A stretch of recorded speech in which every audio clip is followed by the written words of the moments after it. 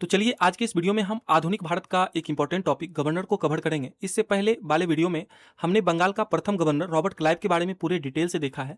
Robert Clive के बाद बंगाल के गवर्नर बनने वाले कौन कौन हुए हैं? हॉलवेल, फिर बेंसीटॉट, फिर बेरेलस्ट, फिर कटियर, उसके बाद बारेन हेस्टिंग्स।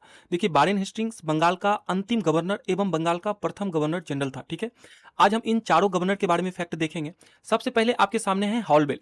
देखिए हॉलवेल बंगाल का गवर्नर 1760 ईस्वी में बना था। देखिए इसी के समय में बंगाल में ब्लैक हॉल की घटना हुई थी। ब्लैक हॉल जिसको काल कोठरी की घटना के नाम से भी जानते हैं, यह घटना 20 जून 1756 ईस्वी को घटित हुई थी।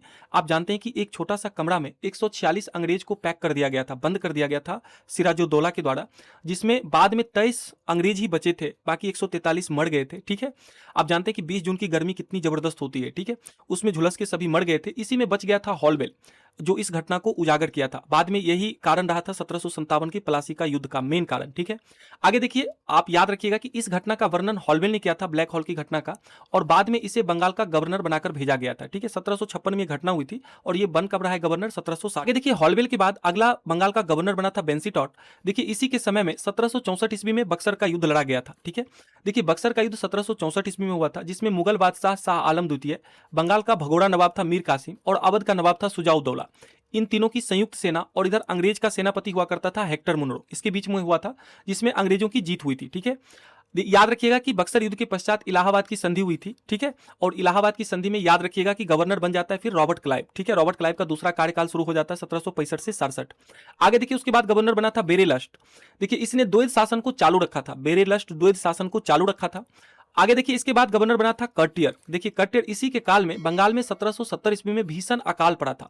1770 का जो बंगाल का अकाल था, ये काफी इंपॉर्टेंट है, याद रखिएगा। आगे देखिए, इसके बाद याद रखिएगा अगला गवर्नर बना था बारेन हेस्टिंग्स। देखिए बारेन हेस्टिंग्स का भी याद रखिएगा कि 1772 से 73 ईस्वी तक का जो इसका कार्यकाल है, ये बंगाल के गवर्नर पद पर रहते हुए इसका कार्यकाल था।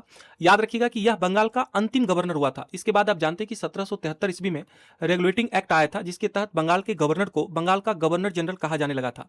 तो 1772 से 73 ईस्वी में ये बंगाल का गवर्नर रहा था। उसके बाद फिर यह 1773 से 85 ईस्वी तक याद रखिएगा कि बंगाल का गवर्नर जनरल के पद पर इसने कार्य किया था। तो याद रखिएगा कि यह बंगाल का अंतिम गवर्नर था और एवं बंगाल का प्रथम गवर्नर जनरल हुआ था। याद रखिएगा कि बंगाल का प्रथम गवर्नर कौन था? वारेन हेस्टिंग्स था। ठीक है, तो थोड़ा सा कंफ्यूज करने वाला यहाँ पे कॉन्सेप्ट है, आप इसको जरूर याद रखिएगा कि वारेन हेस्टिंग्स बंगाल का अंतिम गवर्नर एवं बंगाल का प्रथम गवर्नर जनरल बना था। ठीक है, तो चलिए इस वीडियो में फिलहाल इतना ही रखते हैं। अगले वीडियो में हम वारेन हेस्टिंग्स के बारे में पूरे डिटेल से देखेंगे। ठीक है।